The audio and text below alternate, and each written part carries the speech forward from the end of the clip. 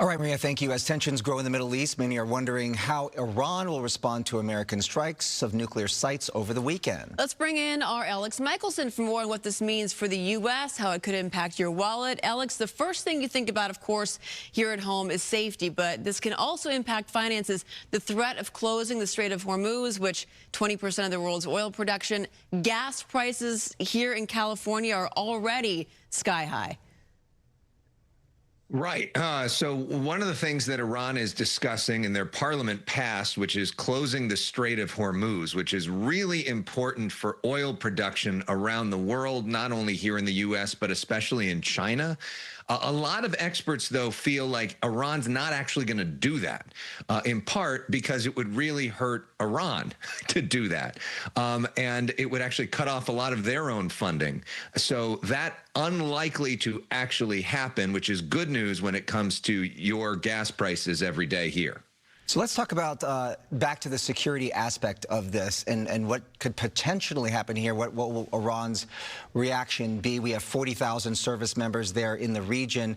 But here at home, you know, there's some concerns about sleeper cells. They're making sure that they're having extra added security at certain religious sites and the like. And then there's the concern about cyber attacks. Yes, and so the U.S. Department of Homeland Security put out a bulletin warning that it is highly likely that there are going to be cyber attacks. So these are different things to look out for. What could those cyber attacks look like? Could it be an attack on our banking system? Could it be something on our U.S. energy grid? There's also been some concerns about the idea of sleeper cells in the U.S. What does that mean? People that are already here, that are really on the side of the Iranian government, that have been trying to blend into our society, that actually could be woken up. That's what the term sleeper cells is, and then start working on behalf of Iran. And then in terms of travel, that's an area of concern too. The State Department put out a bulletin sort of warning against international travel, especially in certain areas in the Middle East, that there could be demonstrations against Americans in other countries, and that you should check in terms of their website, in terms of if you're traveling overseas, or may want to rethink some of that. That's sort of the worst case scenario. We don't know exactly what Iran's going to do. They haven't telegraphed it, but those are some of the ways that they could go in terms of the worst case scenario. And the response from Iran hasn't necessarily been robust. What are some local politicians saying? We heard from Senator Alex Padilla. Some politicians feel like this was an act of war. Others maintain that this was only an act of war on Iran's nuclear sites.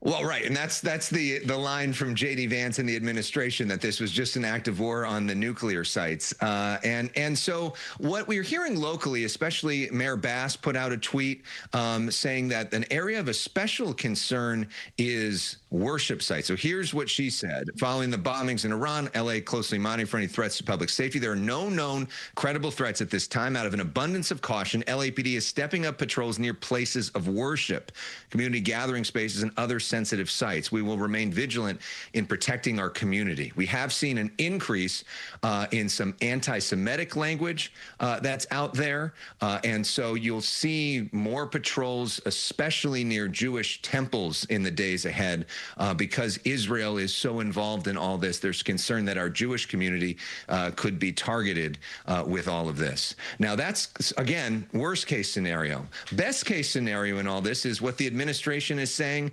actually turns out to be true, that this is just a sort of precision attack on Iran's nuclear capability, and that Iran doesn't overreact. We think about something that happened during the Trump administration the first time. They attacked and killed an Iranian general named Qasem Soleimani. And after that happened, Iran did attack American bases in the region, but they telegraphed the attack. No American service members were killed. Iran got to say that they retaliated, but things were done after that. And so that's kind of what America would hope for as a best case scenario, that Iran does some sort of retaliation that's more of a box checking that said that we retaliate, and then everybody goes back into their corners and we don't have World War III. So that's the sort of best case scenario. Iran has demonstrated some discipline in the past. They've got an 86-year-old leader who's been through this before and doesn't get to stay in power that long without being pretty savvy. I mean, he's the world's longest serving dictator. And so we'll see what he chooses to do. We also know that some of Iran's military capabilities have been hurt by what just happened. And so they may not have an ability to do all this, but they are really known for those cyber attacks. And that wasn't hampered by this. The absolute best case scenario would be that Iran does decide to negotiate, which is what the administration had hoped and asked for, but it doesn't look at this point like that's going to happen. And then back here locally, you know, we just have to all be on high alert. And I think people in the Jewish community already are always on high alert. But if you see something, say something. We're all in this together. All right, Elex, thank you so much. We'll be following those developments very closely, and we appreciate you spending time with us this morning. Thanks. Sure. Thank you.